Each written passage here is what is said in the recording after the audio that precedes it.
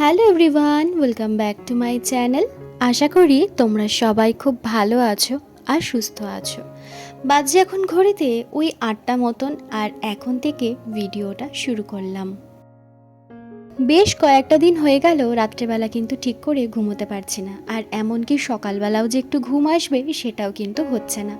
আর ঘুম ভেঙে গেলে দেখবে বিছানায় শুয়ে থাকতেও কিন্তু বেশিক্ষণ ভালো লাগে না। তবুও ভাবি কি যে এতটা তাড়াতাড়ি উঠে কি করব, আর একটু পরেই উঠবো। তো ওই চুপচাপ শুয়ে থাকি আর তারপরে উঠেই পড়ি। তো সকালবেলা উঠে আমার বাসি কাজকর্ম হয়ে গেছে। বাসি কাজকর্ম বলতে ওই কয়েকটা বাসন ছিল, যদিও রাত্রেবেলা ম্যাক্সিমামটা মেজে রাখি, তবে কালকে রাত্রে আর ইচ্ছে করছিল না। তো সেই কারণের জন্য রাত্রেবেলার বাসনগুলো মাজলাম আর ঘরটা একটু ঝাড় দিয়ে পরিষ্কার করে নিলাম। আর তারপর নিজে ফ্রেশ হয়ে দেখতেই পেলে থাইরয়েডের মেডিসিন কিন্তু খেয়ে নিয়েছি। আর এখন যেটা প্রথম কাজ সেটা হচ্ছে এই ফ্রিজ থেকে পেঁপে পাতার যে জুসটা আমি করে রেখেছিলাম, মানে জলটা ফুটিয়ে, তো সেটাই কিন্তু ফ্রিজ থেকে এখন বের করে রাখলাম। সকালবেলা ডাক্তার ওকে বলেছে ব্রেকফাস্টের আগে হোক বা পরে হোক 1 গ্লাস করে কিন্তু দিতে। আর এটা কিন্তু সকালবেলার মতনই চলবে। তো এখন আমি আরও বেশ কিছুটা পেঁপে পাতা কিন্তু এরকম জলে চুবিয়ে রেখে দিয়েছি। প্রায় 1-1.5 ঘন্টা মতন এটা চুবানো থাকবে। তারপর পাতাগুলো ভালো করে বেছে পরিষ্কার করে তারপরে কিন্তু জলে সিদ্ধ করতে বসাবো। বেশ কয়েকটা দিন ধরে ঘরের কোনো কাজকর্মই ঠিকঠাক করে কিন্তু করতে পারছি না। ওই যে মাথায় চিন্তা ভাবনা থাকলে ঠিক করে তো কোনো কিছুই করা যায় না। না পারছি ঠিক করে খেতে, না পারছি ঘুমাতে, না পারছি ঘরের কাজকর্মগুলো করতে। শুধু যেটুকুনি করার মতন বা যেটুকুনি চলবার মতন সেইটুকুনি কিন্তু করছি। তো আজকে একটু সকাল সকালই উঠে পড়েছি, তো ভাবলাম কি যে চলো ঘরের কাজগুলো করেই নিই। যদিও এখন কোনো কাজকর্মেই আমার কিন্তু মন বসছে না আগের মতন, শুধু মনে হচ্ছে কি চুপচাপ বসে থাকি। তবে চুপচাপ বসে থাকলে চিন্তা আরও বাড়বে, তাই নিজেকে একটু কাজের মধ্যে ব্যস্ত রাখছি, যদি মাথা থেকে চিন্তাটা একটু দূর হয়। কালকে সন্ধেবেলার পর তো আমার মাথায় চিন্তা আরও বেড়ে গেছে। কালকে সন্ধেবেলা ওকে যখন ক্লিনিকে নিয়ে গেলাম এবং সন্ধেবেলা ওর গায়ে আবার ভর্তি অ্যালার্জি বেরিয়ে গেছিলো, মানে যেটা দেখে রীতিমতন আমি ভয় পেয়ে গেছিলাম। পুরো থোকা থোকা হয়ে গা হাত মুখ পুরো লাল হয়ে গেছিলো, পুরো লাল, যেটা ডাক্তার দেখেও রীতিমতন ভয় পেয়ে গেছিলো। তো কালকে প্লেটলেট দেখে আমার তো আরও বেশি চিন্তা বেড়ে গেল। গত দুদিনের তুলনায় প্লেটলেট আরও বেশি কমে গেছে। তো কি করব, দিশেহারা মতন অবস্থা লাগছে। ডাক্তারের সাথে কথা বললাম। ডাক্তার বলল যে যেরকমভাবে আমি বলছি বা যেরকমভাবে ওষুধগুলো দিচ্ছি সেরকমভাবে খাওয়ান, দেখবেন ঠিক ঠিক হয়ে যাবে। ডক্টর কালকে আবার 2টো মেডিসিন চেঞ্জ করে দিল, তার সাথে আর একটা পাপায়া মেডিসিন অ্যাড করে দিল, যেটা প্লেটলেট বাড়ানোর জন্য খুব ইম্পর্টেন্ট। আর একটা ভালো খবর কি, ওর ইনফেকশনের লেভেলটা আস্তে আস্তে করে কমছে। প্রথমে 61 ছিল, তারপর 35, এখন 14। নিজের মধ্যে জানো তো এখন একটা ভয় কাজ করছে যে ঠিক মতন ওর টেক কেয়ার করতে পারছি কিনা, বা টাইম টু টাইম সঠিক খাবার ওকে আমি দিতে পারছি কিনা। যদিও ডাক্তার যেরকমভাবে বলে দিয়েছে সেরকমভাবেই করার চেষ্টা করছি, তবুও গুগল থেকে ইউটিউব দেখে এটা ওটা যেটাই ভালো হবে সেটাই কিন্তু আমি করবার চেষ্টা করছি। তবুও মনে মধ্যে না প্রচণ্ড লেভেলের ভয় কাজ করছে যে সব কিছু ঠিকঠাক হয়ে যাবে, কতদিনে ঠিকঠাক হয়ে যাবে, আদৌকে আমি ঠিকঠাকভাবে ওর যত্নটা করতে পারছি। তো সব মিলিয়ে রাত্রেবেলায় যেন টেনশানে মাথায় ভুর হয়ে আসে। যেই মানুষটার জ্বর হলে একটা প্যারাসিটামল জোর করে খাওয়াতে পারি না, বলে জ্বর হয়েছে একা একা, আবার একা একাই কমে যাবে, আমার ওষুধ খেতে ভালো লাগে না, সেই মানুষটার এখন সারাদিনে 7 থেকে 8 রকমের ওষুধ চলছে। স্যালাইন ইঞ্জেকশানে কি ভয় পেত, তার এখন 2 বেলা করে চ্যানেল ইঞ্জেকশান স্যালাইন সবই দিতে হচ্ছে। আর সব মিলিয়ে আমার যে কী পরিমাণে কষ্ট হচ্ছে যেটা আমি বলে কোনোভাবেই বোঝাতে পারবো না। কাজ পাগল ছেলে, কোনো দিনও ওকে আমি দেখিনি বিনা কারণে বা আজকে একটু শরীর খারাপ আমার ইচ্ছা করছে না অফিস যাব না, এরকমটা আমি কখনো ওকে দেখিনি। আমারও যখন শরীর খারাপ হয় তখনও কিন্তু আমার হাতের সামনে সমস্ত কিছু গুছিয়ে দিয়ে ও তাও অফিস চলে যায়, যে না অফিস আমি কামাই করব না, খুব এমার্জেন্সি না হলে আমি অফিস ছুটি নেব না। আজ সেই ছেলেটা বেশ কয়েকটা দিন হয়ে গেল অফিস থেকে ছুটি নিয়ে বাড়িতে বসে আছে। তো এখন ওর নিজেরও চিন্তা হচ্ছে, সেটা আমি বুঝতে পারছি, কিন্তু কি করব, কিছু যে এখন করার নেই। ডাক্তার একদম স্ট্রিক্টলি বারণ করেছে, তারপর প্লেটলেটও কমছে, কিছু করার নেই। এখন অফিস থেকে সবাই ফোন করে খবর নিচ্ছে, সবাই বলছে এখন রেস্ট নিতে, ওকে ওরকমভাবেই এখন বোঝানো চলছে। তো যাই হোক, সকালের তো কাজকর্মগুলো করছি, তার ফাঁকে ফাঁকে দুপুরবেলার রান্নাটাও আমি করে রাখছি, তার কারণ ওখানে গেলে মানে ক্লিনিকে গেলে 2 থেকে 2.5 ঘন্টা মতন লাগে। তারপর ডক্টরের সাথে কথাবার্তা বলে রাস্তায় ডাব খেয়ে মানে প্রায় 3 ঘন্টা মতন আমার কিন্তু চলে যায়। তো আমি যদি সকালবেলা 10:30তেও যাই, ওই আমার ঢুকতে ঢুকতে কিন্তু 1টা 1:30 বেজেই যায়। তো এসে তারপরে রান্না করব, অনেকটাই দেরি হয়ে যায়, ওরও খিদে পেয়ে যায়, আর ও এখন অসুস্থ, তাই এখন ওকে সমস্ত কিছুই টাইম টু টাইম দিতে হবে। যদিও সেরকমভাবে খেতে পারছে না, কিন্তু তবুও সব কিছু টাইম টু টাইমই খাওয়াটা ওর উচিত। তো সেই কারণের জন্য সকালবেলা রান্নাবান্নাটা আমি করে নিয়েছি। সেরকম বিশেষ কিছুই রান্না করিনি, ওই 2 পদের যা রান্না হয় সেইটুকুনি রান্না করেছি। কারণ ও এখন খেতে পারছে না, আর সত্যি কথা বলতে আমার নিজের এখন খাওয়ার কোনো ইচ্ছাও করছে না। শুধু ওর সামনে বসে খেতে হবে, নয়তো ও আর কি চিন্তা করবে যে আমি কেন খাচ্ছি না, শুধু সেই কারণের জন্য খাওয়া। আর আমি যদি এখন খাওয়া দাওয়া বন্ধ করে আমারও যদি শরীরটা খারাপ হয়ে যায় তাহলে ওকে কে দেখবে? এই দুটো কারণের জন্যই ওই জোর করে কোনো রকমে আর কি আমাকে খেতে হচ্ছে। দেখতেই পাচ্ছ ঘরের দরজা বন্ধ, ও এখনও কিন্তু ঘুমাচ্ছে, এখনও ঘুম থেকে ওঠেনি। আমি আমার হাতের সমস্ত কাজগুলো সেরে নিই, তারপর কিন্তু ওকে ডাক দেবো। পেঁপের জলটা বাইরে বার করে রেখেছি, সেটা তো দেখতেই পেলে। আর এখন পেঁপে সিদ্ধ কিন্তু করতে বসিয়ে দেবো। এরপরে ও সকালের যা যা ফল খাবে সেই সমস্ত ফলগুলো আগে কেটে নেব, তারপর খাওয়ার দাওয়ার রেডি করে তারপরে কিন্তু ওকে একেবারে ডাকবো। আর এখানে দেখো ওআরএস নিয়ে নিয়েছি। প্রত্যেক দিন কিন্তু ওকে 1 লিটার করে ওআরএস আমি ওকে দিই। ডাক্তার বলেছে 3 থেকে 3.5 লিটার মতন ওকে জল কিন্তু খেতেই হবে প্রত্যেক দিন। এই ডেঙ্গু হলে প্রচুর পরিমাণে কিন্তু জল, ফলের রস, জুস এগুলো বেশি করে খেতে হয়। আর তার মধ্যে যেটা মেন রাখতে হয় সেটা হচ্ছে ওআরএস। বেশি করে ঠান্ডা আর কি খাবারটা খেতে হয়। তো বাতাসার জল, মিছরির জল এগুলো তো খুব ঠান্ডা, কিন্তু যেহেতু ওর সুগার আছে তো সেই কারণের জন্য এই জলগুলো না আমি ওকে দিতে পারছি না। তাই চেষ্টা করি প্রত্যেক দিনই এই 1 লিটার করে ওআরএস কিন্তু ওকে দিতে। আর সামনে একটা গ্লাস রেখে যতবারই আমি ওকে জল দিই না কেন গ্লাসে করে জল দিই।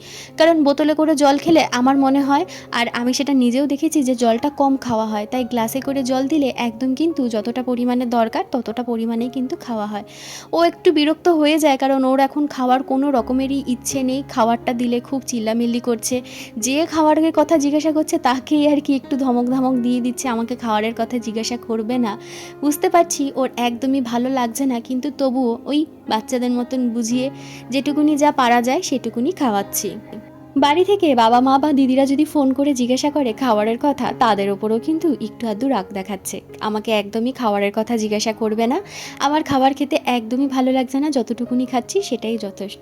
আমিও ডাক্তারের সাথে কথা বলেছিলাম, ডাক্তারও বলেছে যে হ্যাঁ এই সময় খাবারটা খেতে ওর ভালো একদমই লাগবে না, কিন্তু জোর করে অল্প অল্প করে বারে বারে কিন্তু খেতেই হবে। তো সেই রকমভাবেই দেওয়ার আমি চেষ্টা কিন্তু করছি।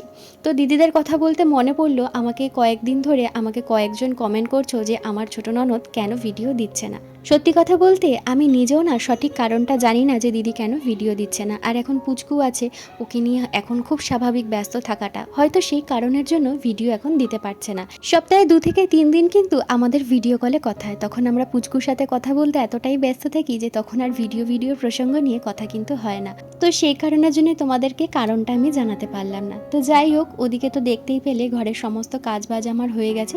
শুধু ও ঘুম থেকে উঠলে বাসি বিছানাটা তুলবো, বিছানাটা একটু ঝেড়ে পুছে পরিষ্কার করব, এটাই শুধু বাকি আছে। এখন দেখো চলে এসেছি রান্নাঘরে। ও সকালবেলা যে ফলগুলো খাবে সেই ফলটা কাটার জন্য, কারণ ও উঠবে তারপরে আমি কাটবো, তখনও দেরি হয়ে যেতে পারে। তো সেই কারণের জন্য সমস্ত কিছু একদম রেডি ফেডি করে কিন্তু আমি রাখছি। ডাক্তার ওকে যেটা বলেছে, কোনো ফল খাক না খাক, আগের দিনও বলেছি পেঁপেটা ওকে কিন্তু প্রত্যেক দিন খেতেই হবে। তাই চেষ্টা করি গোটা একটা পেঁপে ওই 2বারে 3বারে কিন্তু একদিনে দিয়ে দেওয়ার জন্য, কারণ এখন সব থেকে ইম্পর্টেন্ট ও সুস্থ হওয়াটা। তো এইখানে দেখো সবার প্রথমে কিন্তু আমি পেঁপে কেটে নিলাম, আর বলেছে যত পারবো ফলের রস, ফলের জুস মানে ম্যাশ করে খাওয়ার, এগুলো কিন্তু বেশি করে দিতে। তাই সাথে নিয়ে নিয়েছি বেদানা, আজকে সকালবেলা একটু বেদানার জুস করে দেবো। এই সময়টা তো লেবু খাওয়া খুবই দরকার, সেটা কমলা লেবু হোক বা মুসম্বি লেবু হোক, কিন্তু সে লেবু খেতে একদমই পছন্দ করে না। তবু আমি জোর জবরদস্তি করে কয়েকটা কমলা লেবু নিয়ে এসেছি, তবে সে কিন্তু বলে দিয়েছে আমি একদমই লেবু খাবো না। তো কি করব, লেবুটা তো ওকে দিতেই হবে। তো যখন এই বেদানার জুস করি না, তার সাথে কমলা লেবু মিশিয়ে দিয়ে দিই, একেবারে বেদানার জুসের সাথে কমলা লেবুর জুস মিশিয়ে ওকে দিয়ে দিই। এই সময়টায় লেবু খাওয়াটা খুবই ভালো, আর ও যেহেতু খেতে চায় না তো সেই কারণের জন্য ওকে এরকমভাবেই আর কি মিশিয়ে দিতে হয়। তবে আজকে শুধুমাত্র বেদানার জুসটাই দেবো। তবে জানো তো, বেদানার জুসের সাথে যে লেবুর জুসটা মিশিয়ে দিই সেটা কিন্তু সে জানে না, জানলে একদমই খাবে না, বলবে এটা খেতে একদমই ভালো নয়। তো সেই কারণের জন্য তাকে না জানিয়ে কিন্তু বেদানার সাথে কমলা লেবুর জুসটা মিশিয়ে দিতে হয়। তো যাই হোক, এখানে এখন আমার হাতে কিছুটা সময় আছে, প্রায় এখন 9:15-20 মতন বাজে। বেদানা ছুলছিলাম, এর মধ্যেই দেখলাম ও কিন্তু উঠে গেছে। ও ফ্রেশ হয়ে নিয়েছে। সবার প্রথম যে কাজটা আমার থাকে সেটা হচ্ছে সবার প্রথমে ওর টেম্পারেচারটা চেক করে নেওয়া। দেখে আশা করি বুঝতেই পারছো কিরকম গা মাথা জোরে জোরে চুলকোচ্ছে। সব থেকে বেশি হয়েছে মাথায় অ্যালার্জি, পুরো ভর্তি। কালকে রাত্রেবেলা একটু চুল সরিয়ে সরিয়ে দেখার চেষ্টা করছিলাম, দেখলাম মাথায় হাত দিলেই দানা দানা কিন্তু বোঝা যাচ্ছে যে অ্যালার্জিটা হয়েছে। গতকালকে তো বললামই ডাক্তার অ্যালার্জির জন্য ইঞ্জেকশন দিয়ে দিয়েছে, এমনকি ওষুধও দিয়ে দিয়েছে অ্যালার্জির জন্য। দুবেলা করে কিন্তু ওকে অ্যালার্জির ওষুধ খেতে হবে, বলেছে এটা আস্তে আস্তে এটাও ঠিক হয়ে যাবে। তাই আমি ওকে বলছি যে এরকম জোরে জোরে চুলকিও না, গায়ে হাত পায়ে যখন চুলকাচ্ছে না জোরে জোরে তখন ব্লাড ক্লট জমে যাচ্ছে, তাই বারণ করছি বারবার করে। তো কি করবে, চুলকাচ্ছে আবার হালকা হালকা করে চুলকিও মানে আরাম পাচ্ছে না, তো সেই কারণের জন্য মাঝে মধ্যে একটু জোরে চুলকিয়ে যাচ্ছে। আর এখানে ওকে সবার প্রথমে সকালবেলার খালি পেটের যে মেডিসিনটা সেটা আমি দিয়ে দিলাম, দিয়ে কিন্তু এখন ওকে ওই পেঁপে পাতার যে সিদ্ধর জলটা সেটা আমি একে এখন দিয়ে দেবো, একটু ঢেকে রাখবো। কিছুক্ষণ পরে খাবে, এই সবে ওষুধ খেলো তো এখনই আর সাথে সাথে খাবে না, একটু পরেও খেয়ে নেবে। এর মধ্যেই কিন্তু আমার ব্রেকফাস্ট সমস্ত কিছু রেডি হয়ে গেছে, খেয়ে দিয়ে কিন্তু চলে যাব ক্লিনিকে। ঘড়িতে 10:30 মতন সকালে ব্রেকফাস্ট হয়ে গেছে, খাওয়ার পরে যা যা ওষুধ ছিল সেগুলো খাওয়া হয়ে গেছে। এখানে প্রেসক্রিপশান নিয়ে নিয়েছি, এখন যাচ্ছি সকালবেলার প্লেটলেটটা একবার চেক হবে, আর তার সাথে ওই স্যালাইন ইঞ্জেকশন এগুলোও চলবে, তো সেটার জন্য এখন আবার চলে যাচ্ছি। তো চলো তোমরা ভিডিওটা কন্টিনিউ দেখতে থাকো। তো বেরিয়ে পড়েছি, যখনই যাই জানো তো দুবেলা করে মনটা না ভীষণ খারাপ লাগে যে এই যে যাব এখনই আবারও হাতে ব্যথা পাবে, এই কতক্ষণ শুয়ে থাকতে হবে ওকে স্যালাইন ইঞ্জেকশান, তারপরে আর একটা ছোট্ট মেডিসিন দেয় ওকে ওটার জন্য। তারপর আবার ভাবি কি যে এটা তোর ভালোর জন্যই হচ্ছে, আর যদি 2 দিন দেয় তাহলে তো পুরোপুরি সুস্থ হয়ে যাবে, আর ওকে নিতে হবে না। তো এই ভেবেই যাই, আর তারপরে না প্রচণ্ড টেনশানও হতে থাকে যে সকালবেলা আবার সিবিসি টেস্ট হবে, সিআরপি টেস্ট হবে, সন্ধেবেলার রিপোর্টটায় কী পাবো, কী কমবে না বাড়বে, এই নিয়ে কিন্তু চিন্তা মাথাতে ঘুরতেই থাকে। তবে ওকে সবসময় আমি মনের জোরটা দিয়ে যাচ্ছি যে দেখবে আজকে সন্ধেবেলার রিপোর্টটাই ভালো চলে আসবে, ডাক্তার হয়তো বলে দেবে কালকে থেকে তোমাকে আর আসতে হবে না। তো এই বলেই ওকে মনের জোরটা দিই। তো চলে এসেছি, এখানে কিন্তু ওই ছোট্ট মতন ওষুধটা দেওয়ার হয়ে গেছে, আর তার সাথে কিন্তু এখন স্যালাইন দিয়ে দিয়েছে, আর তার সাথে অ্যালার্জির ইঞ্জেকশান আর ডেঙ্গুর জন্য যা যা ইঞ্জেকশান ওকে দিতে হয় 2 থেকে 3টে ইঞ্জেকশান দেয়, সেই সমস্তগুলো কিন্তু দেওয়া হয়ে গেছে। ঘর থেকে যখন বেরোচ্ছি তখন দেখলাম আরও বেশি করে চুলকাচ্ছে আর মুখে কিন্তু র্যাশ বেরিয়ে গেছে। তো সেই কারণের জন্য এখানে ডাক্তারকে এসে বলতেই ডাক্তার কিন্তু আবারও একটা অ্যালার্জির ইঞ্জেকশান দিয়ে দিল, আর বাড়ি থেকে খেয়ে কিন্তু এসেছে অ্যালার্জির ওষুধটা। আর এই অ্যালার্জির ইঞ্জেকশান ওষুধ খেলে তো জানোই প্রচণ্ড পরিমাণে ঘুম পায়, তাই ওকে বললাম তুমি এখানে একটুখানি ঘুমানোর চেষ্টা করো, এখনও অনেকটা সময় মতন লাগবে।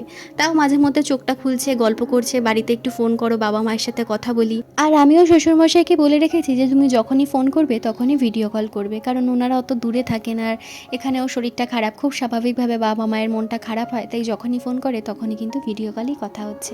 তারপরে গতকালকে রাতের রিপোর্টটা নিয়ে নিলাম, আমাদেরকে রাত্রেবেলা প্লেটলেট কত এসছে না এসছে জানিয়ে দেয়, আর সকালবেলা কিন্তু হাতের রিপোর্টটা দিয়ে দেয়।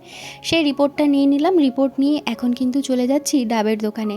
প্রত্যেকদিন যেখান থেকে খাওয়া হয় সেখান থেকেই আজকে খাওয়াবো, আর এখানে কিন্তু বেশ ছাওয়াও থাকে, তো এখানে দাঁড়াতে খুব বেশি একটা অসুবিধা কিন্তু হয় না। যদিও আমাদের যাতায়াতে খুব বেশি দূরত্ব লাগে না, কিন্তু রোদটার মধ্যে না খুবই কষ্ট হয়। তো চলো আজকের জন্য ভিডিওটা এখানেই শেষ করে দিলাম, দেখা হচ্ছে আগামীকাল নতুন আর একটা ভিডিও নিয়ে। ততক্ষণের জন্য সবাই সুস্থ থেকো, ভালো থেকো, আর আমার ভিডিও যদি তোমাদের ভালো লেগে থাকে তাহলে অবশ্যই চ্যানেলটা সাবস্ক্রাইব করে দিয়ে পাশে থেকো। আগামীকাল আসছে নতুন আর একটা ভিডিও। টাটা।